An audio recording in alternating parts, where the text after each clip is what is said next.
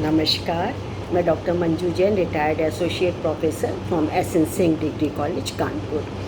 मैं पिछले कई महीनों से धर्म मार्ग नामक शीर्षक के अंतर्गत कुछ छोटे छोटे प्रसंगों को, विषयों को लेकर के वीडियोस बना करके आप तक पहुंचाती हूं, जिसका मुख्य ध्येय उद्देश्य यही होता है कि हम सबको अपने जीवन में धर्म मार्ग को अवश्य अपनाना चाहिए। उससे क्या है कि हमारी उदारता, हमारी दया, हमारी सहानुभूति तो रहेगी ही, दूसरे भी हमसे प्रेम करने लगेंगे, दूसरे के लिए भी हम उदाहरण बनेंगे और जो आत्मसंतुष्टि और खुशी मिलेगी वो अलग से, यानी कि बोनस पॉइंट में यदि आपने धर्म मार्ग अपनाया तो बोनस पॉइंट में आपको संतुष्टि और खुशी दोनों एक साथ मिलेगी। तो क्यों ना हम धर्म का पालन करें, क्यों ना हम अच्छे गुणों से लबरेज हों।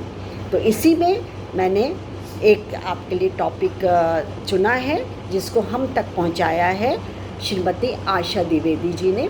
आशा द्विवेदी जी, आपका बहुत बहुत आपका धन्यवाद कि मैं आपकी बात जन जन तक पहुंचा रही हूं। तो इनका आज का शीर्षक है विचारों का सदुपयोग।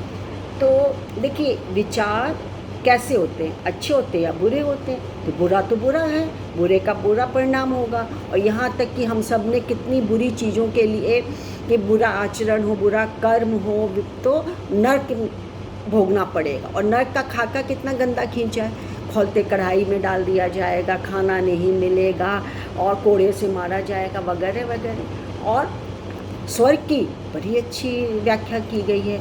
तो हम अपना आचरण ऐसा ही बनाएं जिससे हमें सुख की या स्वर्ग की प्राप्ति।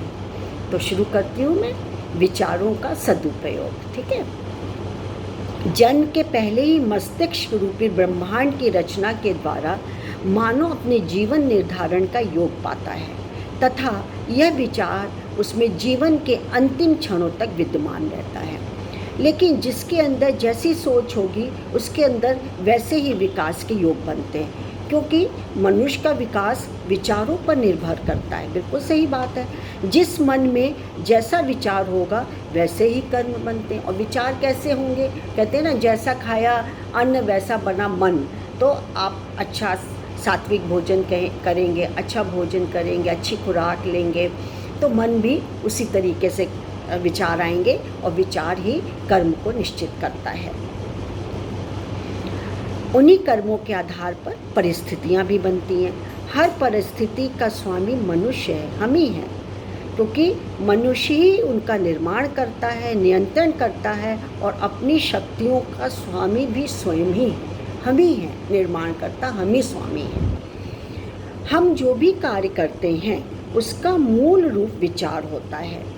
हर समय प्रत्येक व्यक्ति प्रत्येक स्थिति में हमें अपने विचारों के प्रवाह को ऐसे सत्प्रयोजनों में निरत रखना चाहिए जिससे हम आत्मिक, सामाजिक और आत्मसंतुष्टि प्राप्त करते हैं। बिल्कुल सही बात है। आपको बोनस पॉइंट मिलता है जब भी आप मतलब धार्मिक विचारधारा रखते हैं या सामाजिक रूप से आप उच्च हैं, आपके विचार बहुत कर्म अच्छे हैं, तो आपको आत्मसंतुष्टि अपने आप मिलती है।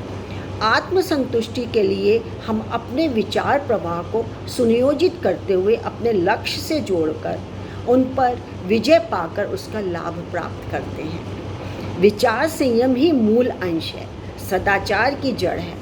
उस सद आचरण रूपी चिंतन की एक एक गति, एक एक क्षण हमें रचनात्मक कार्यों की दिशा की ओर मोड़कर ऐसी सुसरिता बहाती है जिसकी एक एक लहर से मनुष्य का मन निहाल हो जाता है। वाह!